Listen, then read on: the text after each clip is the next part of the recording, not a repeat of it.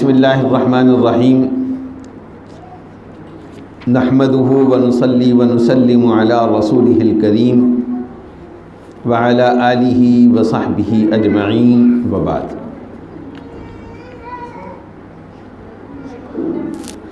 آج کی تراویح میں جن سورتوں کی تلاوت کی گئی ہے ان میں سورہ ہود بھی شامل ہے۔ سورہ ہود کا تقریباً ایک پاؤ آج پڑھا گیا ہے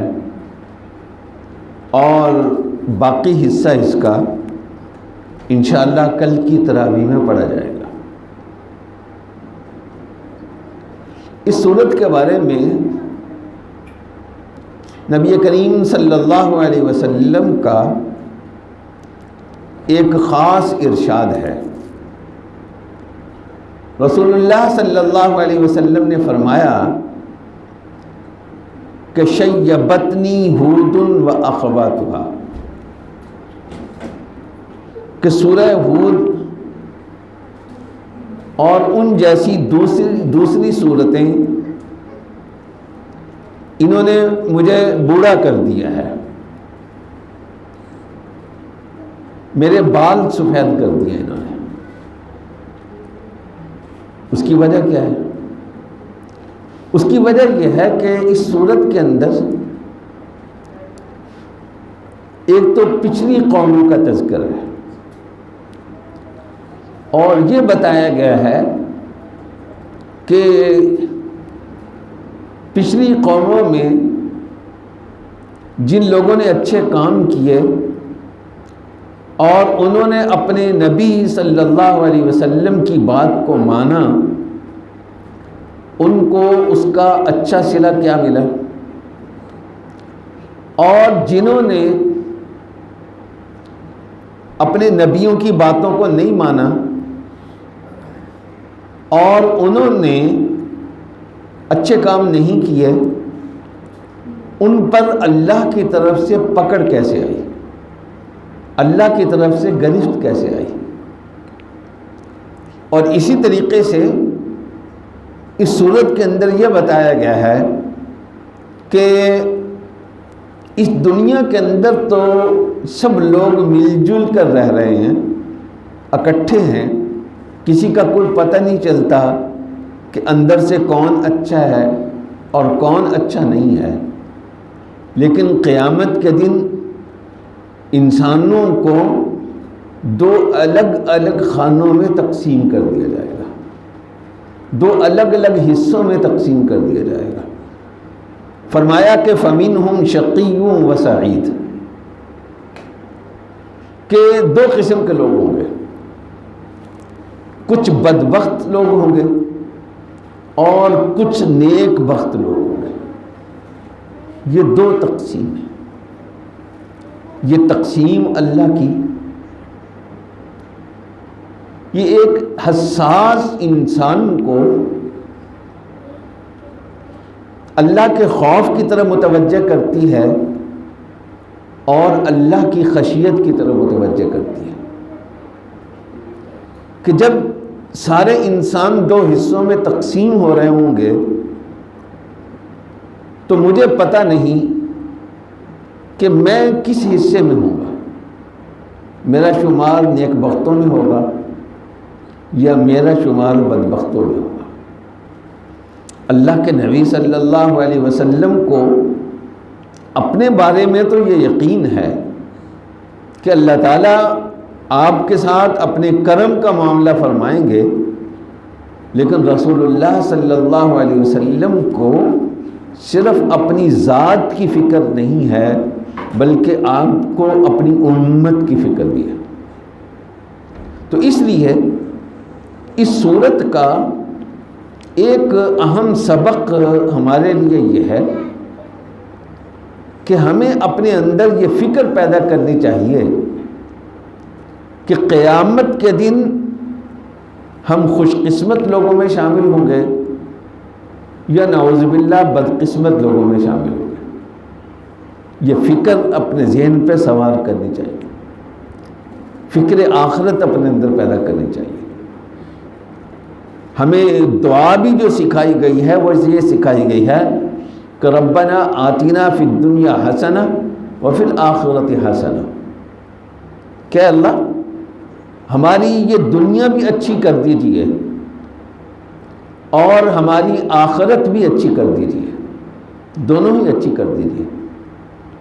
اس لیے جس طرح ہمیں اپنی دنیا کی فکر ہوتی ہے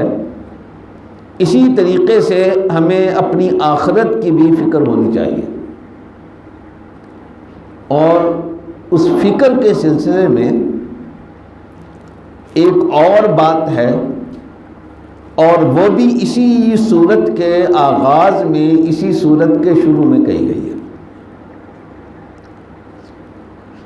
اللہ جل جلالہ سورت کے آغاز میں یہ کہتے ہیں کہ قرآن کی یہ آیتیں اور اس سورت کی یہ آیتیں، اس کتاب کی یہ آیتیں جو ہیں یہ تم پر اس لیے پڑھی جا رہی ہیں، ایک تو اس لیے کہ اللہ تعبدوا الا اللہ، کہ اللہ کے علاوہ تم کسی کی پوجا نہ کرو، اور دوسرے یہ آیتیں تمہیں یہ سبق سکھا رہی ہیں کہ وَأَنِ اسْتَغْفِرُوا رَبَّكُمْ ثُمَّ تُوبُوا إِلَيْهِ يُمَتِّعْكُمْ مَتَاعًا حَسَنًا إِلَىٰ أَجَلٍ مُّسَمًّى وَيُؤْتِ كُلَّ ذِي فَضْلٍ فَضْلَهُ وَإِن تَوَلَّوْا فَإِنِّي أَخَافُ عَلَيْكُمْ عَذَابَ يَوْمٍ كَبِيرٍ، کہ اپنے رب کے سامنے استغفار بھی کرو اور اللہ کی طرف توبہ بھی کرو. دو چیزوں کا حکم دیا گیا، استغفار کا بھی اور توبہ کا بھی. استغفار یہ ہے کہ انسان اللہ تعالیٰ سے معافی مانگے، اللہ تعالیٰ سے مغفرت طلب کرے، یعنی اللہ سے یہ درخواست کرے کہ مجھ سے جو اونچ نیچ ہوئی ہے، جو غلطیاں ہوئی ہیں، اے اللہ ان پر کسی قسم کا مواخذہ نہیں فرمائیے گا. یہ استغفار ہے، اللہ سے یہ درخواست کرنا. تو استغفار در حقیقت ہمارے کہنے کا کام ہے اور رب کے کرنے کا کام ہے. وہ ہمارے کہنے پر، ہماری درخواست پر وہ ہمارے گناہوں کو بخش دیتا ہے، ہمارے گناہوں کو مٹا دیتا ہے اور ان پر مواخذہ نہیں کرتا. لیکن توبہ یہ صرف ہمارے کہنے کا کام نہیں ہے، یہ ہمارے کرنے کا کام ہے. توبہ کا مطلب یہ ہوتا ہے کہ ایک انسان غلطی سے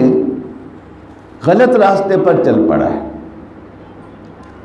درمیان میں جا کر اسے احساس ہوا کہ میں غلط راستے پر ہوں. تو ایک تو یہ ہے کہ وہ ورد کرنا شروع کر دے، میں غلط راستے پر ہوں، اے اللہ مجھے معاف کر دے، میں غلط راستے پر ہوں، اے اللہ مجھے معاف کر دے.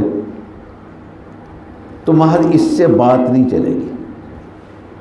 اس طرح کہتے کہتے وہ اپنی گاڑی زندگی کی چلاتا رہے گا تو منزل مقصود سے دور ہی ہوتا چلا جائے گا. اپنی غلطی کا احساس کرنے کے ساتھ ساتھ، اپنی غلطی کا اعتراف کرنے کے ساتھ ساتھ اسے یہ کرنا ہوگا کہ وہ واپس مڑ آئے، یو ٹرن لے لے. یہ یو ٹرن لینا اور واپس مڑ آنا، اپنی زندگی کے گاڑی کے رخ کو تبدیل کر لینا، یہ توبہ کہلاتا ہے. کہ اللہ سے معافی بھی مانگے، یہ استغفار ہو گیا، اور معافی مانگنے کے ساتھ ساتھ یہ عزم کرے،